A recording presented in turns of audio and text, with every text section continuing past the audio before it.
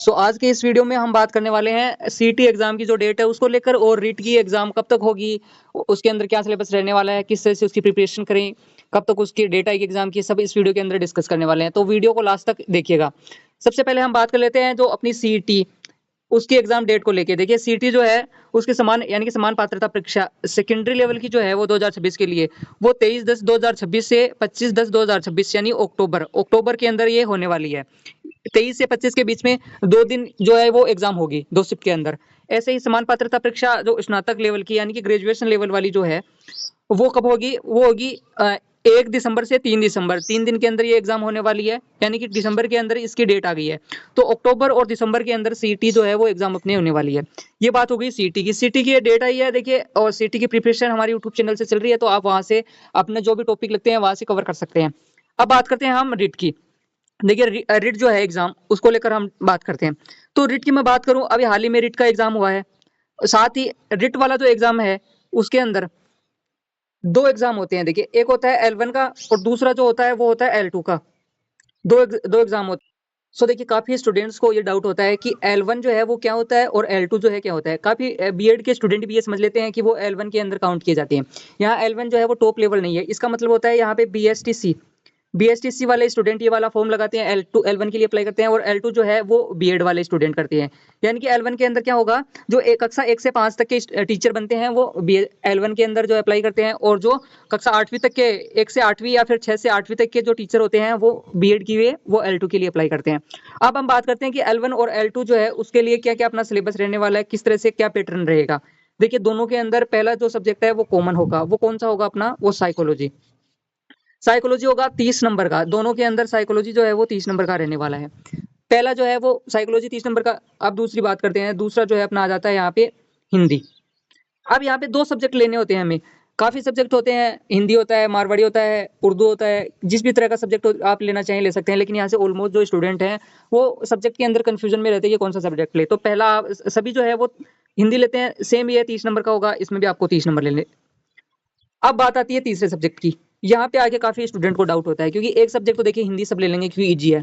अब यहाँ पे दो सब्जेक्ट मुख्यतः चूज किए जाते हैं। एक तो होता है अपना संस्कृत, ठीक है, एक तो हो गया अपना संस्कृत, और एक जो है वो अपना हो गया इंग्लिश।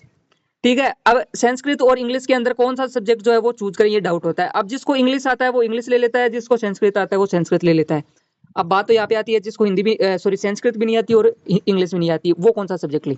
तो देखिए जिसको बिल्कुल भी हिंदी के अलावा संस्कृत नहीं आ रही, इंग्लिश नहीं आ रही है, तो वो मेरी मानिए संस्कृत लीजिए।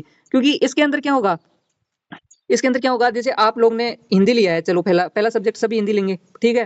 हिंदी के 30 क्वेश्चन आए, आपने लगभग 25 क्वेश्चन अटेम्प्ट कर लिए। अब बात आती है संस्कृत की, ठीक है, संस्कृत और यहाँ से इंग्लिश। संस्कृत और इंग्लिश सब्जेक्ट दो हो गए यहाँ पे। अब होगा क्या कि ये जो है इन दोनों का सिलेबस सेम सा है, वही उपसर्ग है, वही पढ़ते हैं, ठीक है। शिक्षण विधियां सेम हो जाएंगी यहाँ से। लेकिन इंग्लिश में क्या होगा, इंग्लिश में यहाँ पे इंग्लिश ग्रामर नहीं आएगी, जैसे वो direct indirect passive voice tense ये वाला नहीं होगा। उसके अंदर जो है वो लिटरेचर आएगा। इंग्लिश में क्या पूछा जाएगा, यहाँ से लिटरेचर पूछा जाएगा। और लिटरेचर जो है ना साइंस के स्टूडेंट को आता है, ना आर्ट्स के स्टूडेंट को आता है, ना मैथ के स्टूडेंट को आता है। जिसका प्रॉपर इंग्लिश लिटरेचर सब्जेक्ट है केवल उसी को इंग्लिश लिटरेचर आता है। तो यहाँ से अगर आपको संस्कृत और इंग्लिश दोनों नहीं आ रहे हैं तो आप मेरी मानिए संस्कृत चूज करिए, ठीक है। अब यहाँ पे वापस चलते हैं हम। 30 नंबर का ये हो गया, ठीक है। कितने हो गए, 90 नंबर हो गए यहाँ से। अब बचे हैं 60। इसमें क्या होगा, ये जो लास्ट वाला है इसके अंदर अगला जो अपना रह जाता है वो कौन सा होगा, वो होगा अपना यहाँ पे सब्जेक्ट को लेके। अब देखिए जिसका सब्जेक्ट साइंस है, साइंस और मैथ वाले उनके 60 नंबर यहाँ से आने वाले हैं साइंस मैथ के, ठीक है। अगर आपका साइंस मैथ नहीं है, एसएसटी है यानी सामाजिक अध्ययन जो सामाजिक विज्ञान जिसे कहते हैं, उसके 60 नंबर आपके रहने वाले हैं। तो इस प्रकार कुल मिला के 150 मार्क्स का आपका पेपर होने वाला है रिट का, जिसे हम प्री भी कह सकते हैं, या फिर रिट जो क्वालिफिकेशन एग्जाम है, पात्रता परीक्षा है उसका, ठीक है, 150। अब इसमें देखिए ओबीसी कैटेगरी से अगर आप हैं तो आपको 90 क्वेश्चन सही होने चाहिए। अगर आपके 90 क्वेश्चन सही हैं तो आप जो है वो पात्रता पास कर लेंगे। इसी तरह अगर आप ईडब्ल्यूएस वाले हैं, तो आपके लिए यहाँ से ईडब्ल्यूएस और एसटी एससी के लिए कितना रहने वाला है, 55% या फिर ऐसे कहें 82.5 क्वेश्चन जो है आपके सही होने चाहिए। यानी लगभग 83 क्वेश्चन अगर आपके सही होते हैं तो आप पात्रता पास कर लेंगे। ये तो हो जाता है अपना रिट का, ठीक है। ये तो पात्रता परीक्षा है। अब देखिए पेपर कैसा आएगा, पेपर का लेवल तो देखिए कह नहीं सकते, लेकिन अभी तक जितने भी पात्रता एग्जाम हुए हैं उन सबका जो लेवल चेक करें उसके अंदर, तो ये होता है कि अगर आप 1 महीने में अच्छे से तैयारी कर लेते हैं तो आपका पात्रता एग्जाम जो है वो निकल जाता है। इतना टफ पेपर नहीं आता। आप देखिए जिसको कुछ भी नहीं आता उसका तो चाहे वो 1 महीने पढ़े चाहे 2 महीने पढ़े उसका नहीं हो पाता है। अब जिसको कुछ आएगा ही नहीं, लेकिन अगर आप 1 महीने भी तैयारी कर लेते हैं तो आपका पात्रता निकल जाता है। अब जिनके पास पहले से ऑलरेडी पात्रता है, जो अभी 2025 में हुई थी, तो देख लिए अच्छी बात है।